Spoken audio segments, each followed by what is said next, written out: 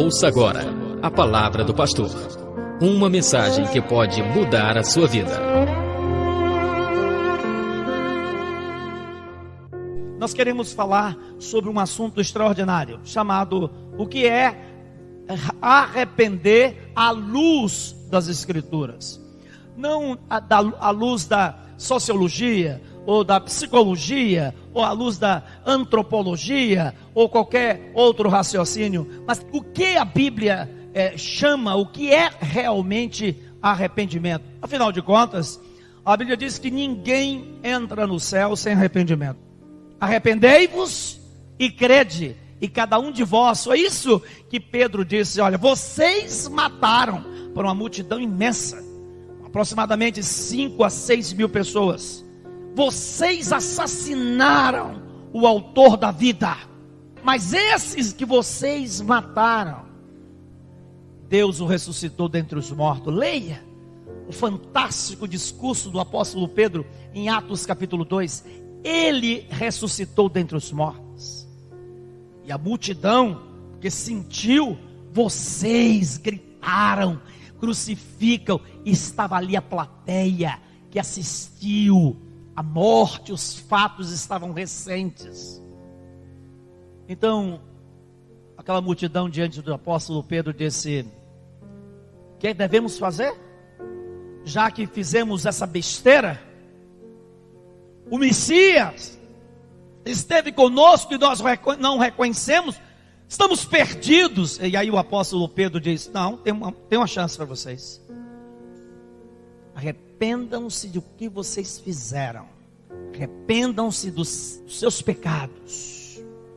Arrependam-se, creiam nele. E cada um de vós seja batizado em nome de Jesus. Batismo é para arrependidos. Igreja é constituído de pessoas arrependidas. Portanto, eu estou falando para arrependidos e convidando outros ao arrependimento. Espero que assim seja. Portanto, meus queridos irmãos, o tema dessa noite é arrepender e viver, e não se arrepender e morrer. Eu gostaria que você lesse agora comigo, segunda carta de Coríntios, capítulo 7, versículo 10. A tristeza, segundo Deus, não produz remorso, mas sim um arrependimento que leva à salvação. Mas a tristeza do mundo produz morte. Veja o que essa tristeza, segundo Deus, produziu em vocês. Que dedicação, que desculpas, que indignação, que temor, que saudade, que preocupação, que desejo de ver a justiça feita. A Bíblia faz uma grande diferença entre arrependimento e remorso, e os efeitos de um e de outro. E o apóstolo Paulo deixa isso claríssimo, quando ele diz a seguir: a tristeza segundo Deus não produz remorso, e diz assim, mas sim um arrependimento. Mas a tristeza segundo o mundo produz até morte. E isso é constatado de uma maneira tremenda. Quantas pessoas estão suicidando? Sabe o que é isso? Suicidando porque olha para dentro de si mesmo e olha para dentro de sua caixa preta. Dentro de você tem uma caixa preta. Caixa preta é um equipamento que existe em todas as aeronaves. Registra a conversa do piloto, do copiloto, ao se aproximar e ao deixar um aeroporto. A conversa deles dois ao uso dos equipamentos. E quando uma aeronave dessa cai, a primeira preocupação é achar a caixa preta. Você tem uma caixa preta. Deus nos dotou com uma caixa preta. Essa caixa preta chama-se consciência. Você pode dizer que não fez. Você pode tentar justificar a si mesmo. Mas dentro de você essa voz vai ecoar, e essa voz você não vai poder calar. Você tem uma consciência. Essa é sua caixa preta, para você conviver consigo mesmo. A boa notícia que eu tenho para vocês do Evangelho é que na caixa preta das aeronaves, elas não podem ser apagadas. Ela é inviolável. A boa nova que eu trago para você é que Jesus Cristo disse que essa caixa preta sua pode ser apagada só de uma maneira. Não adianta você fazer todas as boas obras, isso não apaga nada na sua caixa preta até aqui. Isso não limpa. Só um tem poder para entrar nessa caixa preta. E a Bíblia diz: debaixo do céu nenhum outro nome há salvação. Ninguém tem poder. Só há um que tem poder para perdoar pecados. Jesus disse para que vocês creiam que só o Filho do Homem tem poder para perdoar pecados. Eu digo: paralítico, toma a tua cama e anda. E só o sangue do Cordeiro de Deus. Mas para você obter, é preciso que você passe pelo arrependimento. Através do arrependimento, o indivíduo foge da morte para Deus. Pelo remorso, a pessoa foge de Deus para a morte. Quando Adão pecou, sabe a primeira coisa que ele fez? Foi fugir. Eu vou tentar escapar, eu não posso. Com que cara eu vou enxergar? Quando Pedro negou Jesus, ele disse: como é que eu vou agora olhar o rosto do meu mestre? E a Bíblia diz que ele foge, deixa os discípulos, se esconde, começa o quê? Chorar amargamente. E se ficasse só no choro? E se ficasse apenas sentindo essa tristeza profunda, que podia de repente gerar uma depressão? E poderia inclusive acontecer com o que aconteceu com outro apóstolo, porque um outro foi pior, vendeu o mestre por 30 moedas. Judas, quando ele percebe o que fez, o homem que lhe ensinou, o homem que lhe deu amor, o homem que lhe advertiu, abrindo seus olhos, inclusive Jesus olha para Judas e diz: você com um beijo. Judas se aproxima de Jesus, beija Jesus, para que o povo a quem ou com quem ele fez o acerto maligno, porque disse: aquele que eu beijar, tenham certeza, é esse o homem que vocês devem levar para matar. 30 moedas, uma pequena fortuna de prata. E o dinheiro foi foi um dinheiro razoável que deu para comprar um grande campo. Depois que ele não se arrependeu, sentiu um remorso. A Bíblia diz que ele chorou, que ele fugiu, mas ele conviveu depois. Como conviver quando ele percebeu: o que eu fiz com aquele homem inocente? O que eu fiz? E ele procura as pessoas, ele vai devolver, ele procura os líderes religiosos, disse: eu quero desfazer, está aqui o dinheiro, agora é tarde, o que está feito, está feito. Sabe o que ele fez? Ele jogou, e a Bíblia diz que ele arremessou, e as moedas se espatifaram. Sabe o que eles fizeram? Cataram uma por uma e compraram um campo chamado Acéldama, que significa campo de sangue. O que é que Judas fez? Judas podia ir procurar Jesus e dizer: Senhor, eu pequei contra ti. Fazer o que o filho pródigo fez: pequei contra o céu, pequei contra ti, não sou digno de ser apóstolo teu, não sou digno de ser o discípulo. Eu tenho certeza que Jesus o perdoaria, ele mudaria a sua história. Não, ele entrou numa tristeza tremenda, ele entrou num remorso, porque na verdade ele nunca foi uma nova criatura. Sabe qual foi o fim? Suicidou-se. Pela informação do livro de Atos dos Apóstolos, que ele se jogou e suas vísceras se partiu e abriu, e encontraram Judas aberto com as suas vísceras para o lado de fora. Essa é a tristeza do mundo, que causa suicídio, doença, várias enfermidades de ordem emocional, vazio interior. O arrependimento verdadeiro conduz o homem a Deus, aproxima o homem de Deus, conduz o homem ao céu. O remorso leva ao inferno e à destruição de sua própria vida. Não houve diferença entre o pecado de Pedro e o de Judas. Pedro negou Jesus, Judas o traiu. Pedro arrependeu-se, volta, torna-se o pastor de ovelhas. A mudança de Pedro foi tão extraordinária, que a gente, quando vai ler a história da igreja primitiva, a gente pergunta, será que é o mesmo homem? Quando chamaram Pedro, disse, você está proibido de pregar e de ensinar sobre o nome de Jesus. Ele olha para as autoridades e diz assim, veja se é justo eu obedecer a vocês ou a Deus.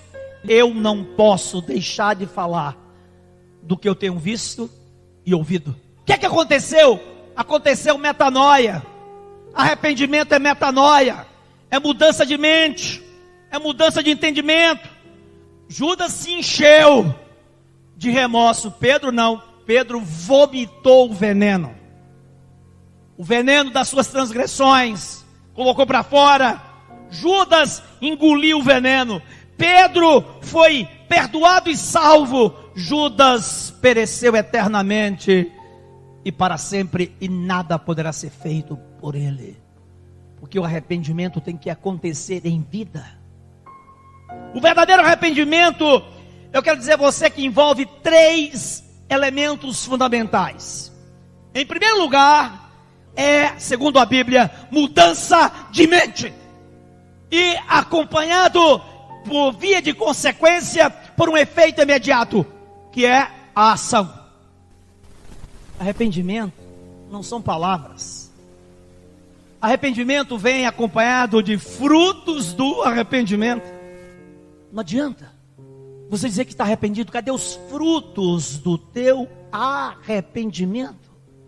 Arrependimento e continuar na direção que você vem vivendo e a maneira como você está vivendo a sua vida.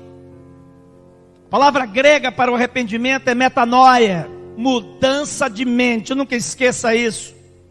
O arrependimento é, em primeiro lugar, uma mudança intelectual, uma mudança de conceito.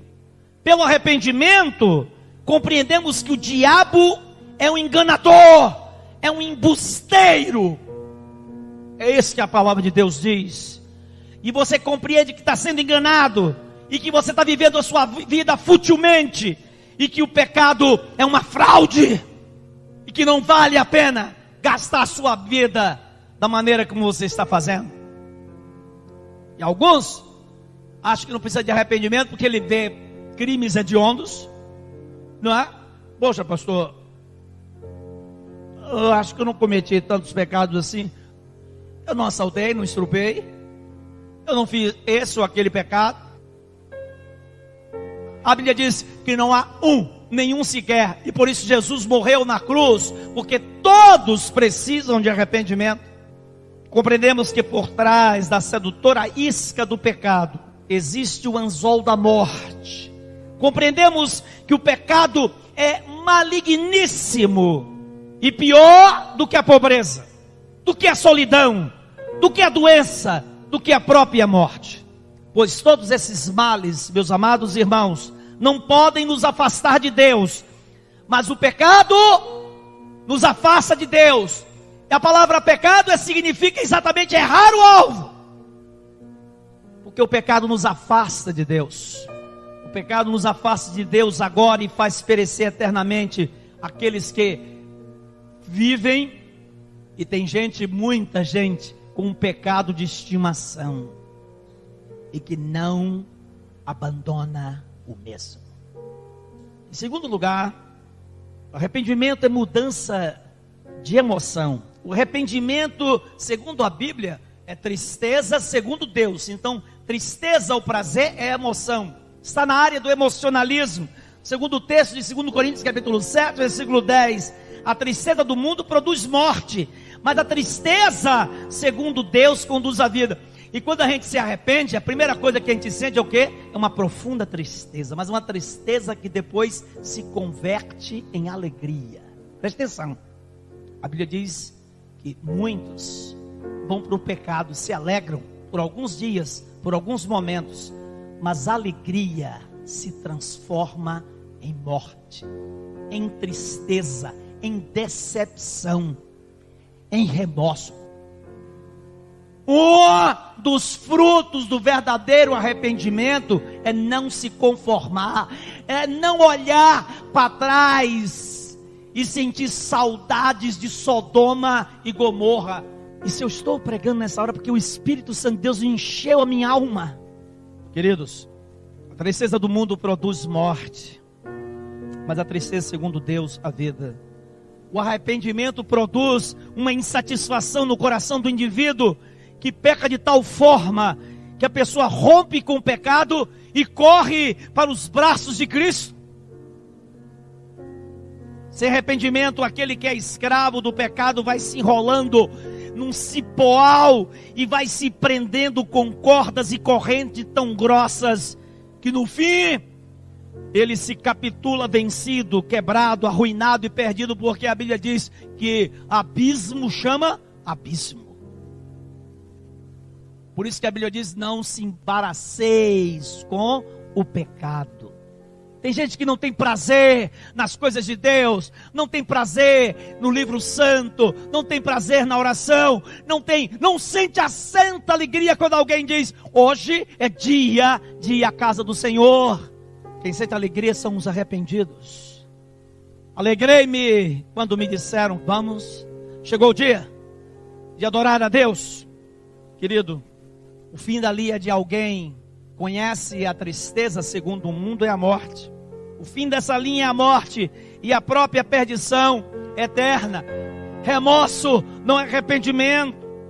O fim dessa linha, meus queridos, é algo terrível. Porém, quando uma pessoa se arrepende, ela passa a fugir não apenas das consequências do pecado, mas do próprio pecado. O arrependimento é mudança de vontade. Verdadeiro arrependimento atinge, mas não só fica no terreno das emoções, vai para a vontade. Desenvolve e aciona um gatilho que eu tenho e você tem, chamado livre-arbítrio. E aí a vontade aciona esse gatilho. É o gatilho de uma decisão. Não fica apenas nas palavras, não fica apenas no discurso, é dar meia volta, oração, é voltar-se para Deus. Judas deu os 2 primeiros passos do arrependimento.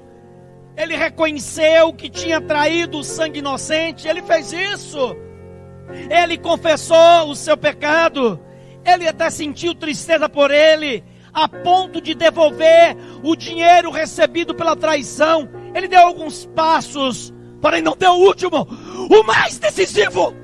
O passo que estava indo tudo, ele estava indo muito bem. Ele não justificou, ele confessou o seu pecado, e é preciso que confesse. A Bíblia diz, se confessarmos os nossos pecados, ele é fiel e justo para nos perdoar os pecados e nos purificar o quê? De toda impureza, de toda sujeira, de toda iniquidade. Porém ele não deu o último, ele não voltou-se. E a Bíblia diz, se pecar você vá para um advogado. Você tem um advogado, só um pode perdoar. Vá até ele, renda-se a ele.